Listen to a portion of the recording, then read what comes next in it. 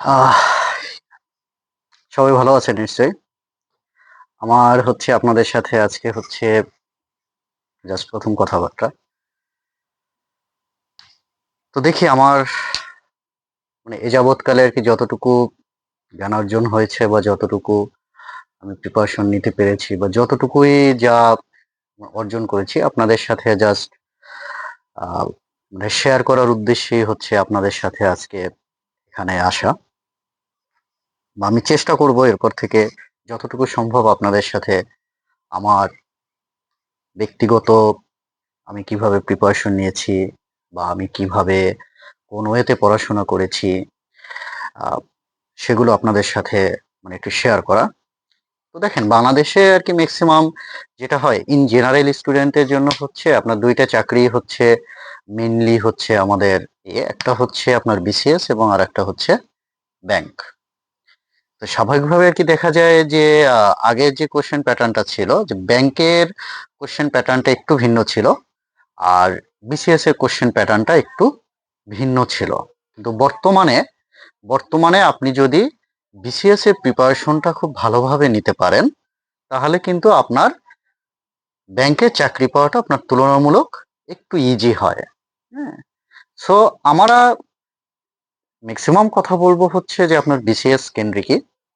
তারপর সাথে সাথে অর্থাৎ যে দুই একটা আপনার ব্যাংক বিষয়ে আমরা আহ, যে আলোচনা করব। তো আজকে আসলে আমরা বেসিক্যালি আমরা যে বিসিএস নিয়ে আর যে আমরা কথা বলার চেষ্টা করব, এবং আমি বেশ কয়েকটা পার্টে বা বেশ কয়েকটা আহ, ভিডিওতে আমি চেষ্টা করব আপনারা কোন ওয়েতে বা কিভাবে আপনারা পড়াশোনা করলে আপনার বিসিএসটা আপনার ট্র্যাক করতে পারেন বা বিসিএস এ আপনাদের খুব ভালো একটা প্রিপারেশন হতে পারে। হ্যাঁ, সো আমরা এটা নিয়ে একটু চেষ্টা করব। তো আজকে আপাতত আমি আমি ধাপে ধাপে আমি কথা বলবো। আজকে আপনাদের সাথে কথা বলবো আপনি কোন ওয়েতে আপনি পড়াশোনা করলে আপনি বিসিএস সহ বাংলাদেশের সকল ধরনের চাকরিতে আপনি মোটামুটি একটা ভালো রেজাল্ট করতে পারেন বা যে কোনো পরীক্ষায় আপনি একটা ভালো স্থান অর্থাৎ চাকরি পেতে পারেন। তো আজকে প্রথমেই যে আমি কথা বলবো বাংলা নিয়ে। আচ্ছা, বাংলাটা চাকরির জন্য আপনার যতগুলো সাবজেক্ট গুরুত্বপূর্ণ, বাংলা, ইংরেজি, ম্যাথ এবং জিকে, এই চারটা আপনার চাকরির জন্য খুব খুব গুরুত্বপূর্ণ। অর্থাৎ আপনার যদি বাংলাদেশে কোনো ধরনের চাকরি আপনাকে ক্র্যাক করতে হয় আপনাকে এই চারটা বিষয়ে খুব ভালো করতে হবে। স্পেশালি ইংরেজি এবং ম্যাথে আপনাকে যথেষ্ট ভালো রেজাল্ট করতে হবে, এবং যে কোনো একটাকে আপনার খুবই হাইলি আপনাকে এক্সপার্ট হতে হবে, এবং অন্য এই ইংলিশ এবং ম্যাথের একটা সাবজেক্টে যথেষ্ট ভালো করতে হবে এবং একটা সাবজেক্টকে আপনাকে মোটামুটি মানের ভালো করতে হবে।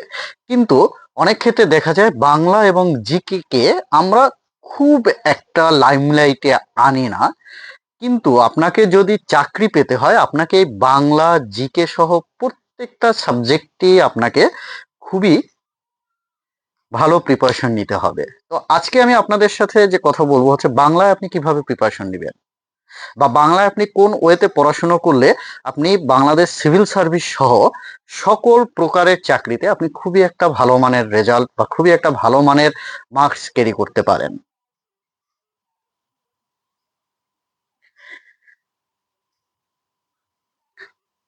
তো দেখেন, বাংলা আপনাদের দুই প্রকারের পড়াশোনা করতে হয় আমরা বাংলা নিয়ে। একটা যে আপনার ব্যাকরণ করতে হয়, আর একটা সাহিত্য করতে হয়। এখন আমাদের যেটা যে সমস্যা, অনেক স্টুডেন্ট করে কি আপনার ব্যাকরণ বইটা খুলে তারা ধারাবাহিকলি পড়তে থাকে, এ টু জেড পড়তে থাকে, কি পড়াশোনা করছে কি না করছে এসব দিক নিয়ে আর কি তাদের কোনো চিন্তা ভাবনা নাই। কিন্তু আপনাকে একটা জিনিস মাথায় রাখতে হবে যে আপনাকে সিস্টেমেটিক্যালি পড়াশোনা করতে হবে, যে আপনার কোন কোন চ্যাপ্টারটা থেকে আপনার খুব খুব বেশি কোশ্চেন আসে, কোন কোন চ্যাপ্টারটা থেকে খুব অল্প পরিমাণ কোশ্চেন আসে। সহজ কথা, আপনাকে যে কোশ্চেন অ্যানালাইসিস করতে হবে। তো ব্যাকরণের ভিতরে আপনি যদি দেখেন সন্ধি, সমাস, যে উপসর্গ, ধ্বনির পরিবর্তন,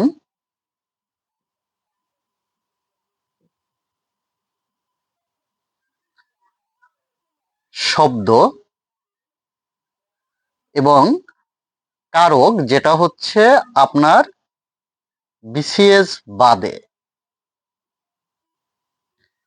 আরো অনেক আপনার চ্যাপ্টার আছে, কিন্তু আপনি যদি এই পাঁচটা যদি আপনি খেয়াল করেন, এই পাঁচটা চ্যাপ্টার থেকে ম্যাক্সিমাম টাইম আপনি কোশ্চেন, যে কোনো বাংলাদেশের যত পরীক্ষা আছে, যত ধরনের পরীক্ষা আছে, মন্ত্রণালয়, ব্যাংক এবং বিসিএস সহ যত পরীক্ষা আছে, প্রত্যেক পরীক্ষাটায় আপনি এই পাঁচটা অধ্যায় থেকে আপনি অবশ্যই অবশ্যই কোশ্চেন পাবেন, মানে পাবেনই। এখন আপনি যদি এই পাঁচটা থেকে আপনি 6 বা 7 মার্কস আপনি ক্যারি করতে পারেন, আপনি কিন্তু আপনার ব্যাকরণের 3 ভাগের 2 ভাগ কিন্তু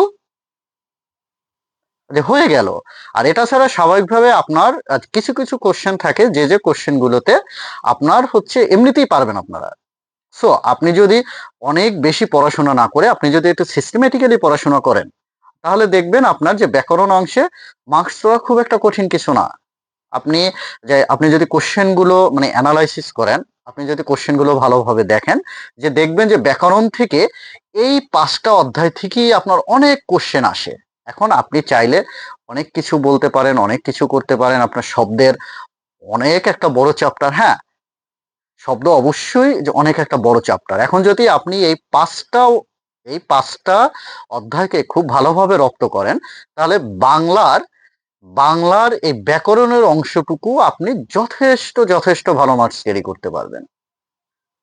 আরো অনেক অধ্যায় আছে, কিন্তু আপনি এই পাঁচটাকে যদি যথেষ্ট ভালোভাবে আপনি রপ্ত করার চেষ্টা করবেন, আপনার সন্ধি, সমাস, যে উপসর্গ, ধ্বনির পরিবর্তন এবং শব্দ, এই পাঁচটা অধ্যায় যথেষ্ট ভালোভাবে, ইভেন আপনি আপনি বিসিএস এ আপনার যে এখন হচ্ছে যে আপনার 15 মার্কস, সেই 15 মার্কসের ভিতর আপনি ইজিলি এই পাঁচটা অধ্যায় থেকে 7 থেকে 8 মার্কস যথেষ্ট একটা খুবই সাবলীল ভাবে আপনি ক্যারি করতে পারবেন,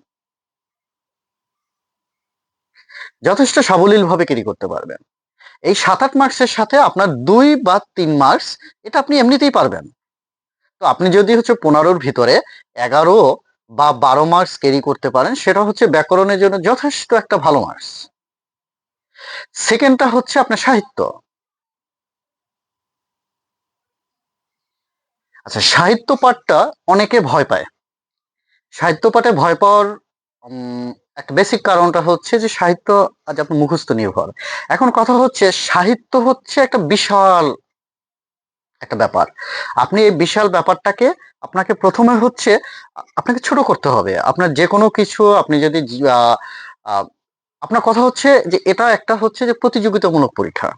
আপনাকে প্রতিযোগিতামূলক পরীক্ষায় আপনার দরকার হবে টেকা। আপনাকে আইনস্টাইন হওয়ার দরকার নাই, আপনার রবীন্দ্রনাথ হওয়ার দরকার নাই, নজরুল ইসলাম হওয়ার দরকার নাই। আপনার কথা হচ্ছে যে আপনি পরীক্ষায় টিকবেন। যে এখন কিভাবে পরীক্ষায় টিকবেন, সাহিত্য অংশে দেখেন আপনার খুব সিম্পল ভাবে আপনি আপনার আপনার সিলেবাসটাকে যথেষ্ট ছোট করে ফেলবেন। যে আপনাকে ই করতে হবে কোন কোন অধ্যায় থেকে, কোন কোন জায়গা থেকে যে আপনার কোশ্চেন আসে, কোন কোন স্থান থেকে আপনার কোশ্চেনটা প্রশ্নকর্তারা আপনার করে থাকে। এখন সাহিত্য থেকে একটা হচ্ছে যে আপনার চর্যাপদ, বিসিএস এ আপনার চর্যাপদ থেকে 5 মার্কস থাকে, অর্থাৎ অর্থাৎ প্রাচীন, সরি, যে প্রাচীন যুগ, প্রাচীন প্লাস হচ্ছে আপনার মধ্যযুগ, এই দুইটা চ্যাপ্টার থেকে আপনার 5 মার্কস থাকে। এখন প্রাচীন এবং মধ্যযুগ হচ্ছে খুবই স্বল্প একটা চ্যাপ্টার। আমি আমার হ্যান্ড নোট আমি আজ আপনাদের সাথে আমি শেয়ার করব পরবর্তীতে। আজকে শুধু আপনাদের সাথে হচ্ছে যে প্রথম জাস্ট পরিচয় পর্ব, তো আমি আপনাদেরকে জাস্ট একটা ধারণা দেওয়ার চেষ্টা করব যে কিভাবে আপনি বাংলায় আপনি পড়াশোনা করবেন। এখন দেখেন, সাহিত্যে হচ্ছে আপনার 15 মার্কস, বিসিএস এর নতুন সিলেবাস অনুযায়ী সাহিত্য হচ্ছে মাত্র 15 মার্কস, এবং 15 মার্কসের ভিতরে 5 মার্কস হচ্ছে আপনার প্রাচীন এবং মধ্যযুগ। এখন প্রাচীন এবং মধ্যযুগ আপনি যদি আপনার মতো করে আপনি নিজে হ্যান্ড নোটও করেন, আপনার পৃষ্ঠা হবে মাত্র 14 থেকে 15 পেজ। এখন বিসিএস এর মতো জায়গায় আপনি যদি 5 মার্কসের জন্য আপনি 15 থেকে 20টা পেজ যদি আপনি ঠুটুস্থ করতে পারেন, হ্যাঁ, তাহলেই কিন্তু আপনি এখানে 5 মার্কস ক্যারি করতে পারবেন। এখন অনেক সময় দেখা যায় যে উদ্ভট টাইপ কিছু কোশ্চেন থাকে, এটা এক্সেপশন। আপনার উদ্ভট টাইপ কিছু কোশ্চেন শুধু আপনার জন্য না, এটা আপনার সবার জন্য। সেক্ষেত্রে আপনি যদি এখানে 3 বা 4 মার্কস খুব ভালোভাবে ক্যারি করতে পারেন, তাহলে দেখবেন আপনি অনেকখানি আগিয়ে যাবেন। আমি আমার হ্যান্ড নোট আপনাদের সাথে শেয়ার করব। এখন এখানে যদি আপনি 3 বা মানে ইদানিংকালে বর্তমানে বিসিএস এর যথেষ্ট আপনার বাংলা কোশ্চেন, বিশেষ করে সাহিত্য অংশটুকু যথেষ্ট কঠিন করা হয়। সো ওখানে একেবারে ওইটার পিছনে আমার যে আদা জল খেয়ে নামতে হবে বিষয়টা এমন না। বিষয়টা হচ্ছে আপনাকে ইন জেনারেল আপনাকে প্রস্তুতি নিতে হবে। ইন জেনারেলের ভিতর আপনাকে টেকনিক্যালি প্রস্তুতি নিতে হবে। হযবরল প্রস্তুতি নিলে আপনি ধরা খাবেন। এখন চর্যাপদ থেকে আপনি যদি 3 বা 4 মার্কস ক্যারি করতে পারেন, আধুনিক যুগে গিয়ে অর্থাৎ প্রাচীন যুগ এবং মধ্যযুগ থেকে যদি আপনি 3 বা 4 মার্কস ক্যারি করতে পারেন, আধুনিক যুগে আপনি এমনিতেই খুব ভালো পড়াশোনা করলে আপনাকে 4 বা 5 মার্কস আপনি ক্যারি করতে পারবেন, বা 6 মার্কস। সেক্ষেত্রে সাহিত্য অংশটুকু যদি আপনি 10-এর ভিতরে 9 বা 10 মার্কস ক্যারি করতে পারেন, আপনি কিন্তু যথেষ্ট ভালো মার্কস ক্যারি করছেন। 9 বা 10 মার্কস আপনি যদি ক্যারি করতে পারেন, সেটা যথেষ্ট ভালো মার্কস ক্যারি করছেন। এখন আধুনিক সাহিত্যের ভিতরে আপনাকে আমি আজকে মাত্র 15 জন কবির নাম বলবো। সেই 15 জন কবি আপনি পড়বেন। এর বাহিরে কোশ্চেন হয় খুবই কম, কিন্তু এই 15 জন কবির নাম খুবই খুবই গুরুত্বপূর্ণ, এবং এই 15 জন ভালোভাবে পড়বেন। দেখবেন আপনার বাংলা সাহিত্য আপনার কাছে একটা আত্মবিশ্বাস যোগাবে যে না, আমি পারবো।